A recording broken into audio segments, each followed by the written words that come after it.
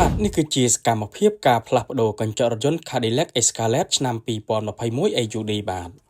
បាទសូមគោរពជម្រាបសួរពុកម៉ែបងប្អូនទាំងអស់គ្នាបាទបើសិនជាពុកម៉ែបងប្អូនចង់បានកញ្ចក់រថយន្តដែលមានគុណភាពល្អ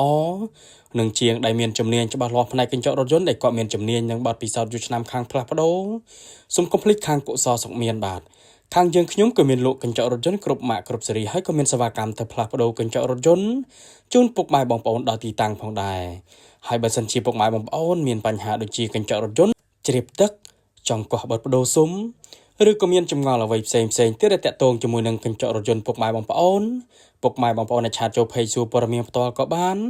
ឬក៏ពុកម៉ែបងប្អូនអាចខលតាមរយៈលេខទូរស័ព្ទដែលខ្ញុំដាក់នៅលើ banner ផ្ទាល់នឹងក៏បានខ្ញុំម្ចាស់ហាងដែលមានជំនាញនិងបទពិសោធន៍យូរឆ្នាំខាងកញ្ចក់រថយន្តខ្ញុំនឹងជម្រាបជូនពុកម៉ែបងប្អូនច្បាស់តែម្ដងបាទ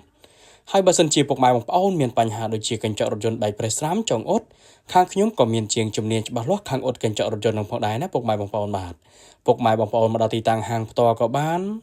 ឬក៏ពុកម៉ែបងប្អូនអត់មានពេលទេឲ្យជាងទៅអ៊ុតកញ្ចក់រថយន្តឬក៏ទៅផ្លាស់ប្ដូរកញ្ចក់រថយន្តជូនពុកម៉ែបងប្អូនដល់ទីតាំងក៏បានបាទខាងយើងខ្ញុំនឹងគឺមានសេវាកម្មដល់ទីកន្លែងផងដែរបាទសម្រាប់ការផ្លាស់ប្ដូរកញ្ចក់រថយន្តវិញគឺអត់យូរទេបាទយូរបំផុត1ម៉ោងបាទប្ដូរភ្លាមរៀបចំឲ្យភ្លាមពុកម៉ែបងប្អូនជីបានធម្មតាភ្លាមតែម្ដងបាទបាទឥឡូវនេះការផ្លាស់ប្ដូរកញ្ចក់រថយន្ត Cadillac Escalade ឆ្នាំ2021 AUD នឹងគឺបានរីករាល់បាទអរគុណច្រើនសម្រាប់ពុកម៉ែបងប្អូនដែលទស្សនាវីដេអូនេះចុងក្រោយសូមអរគុណគ្រប់ជ្រាបលា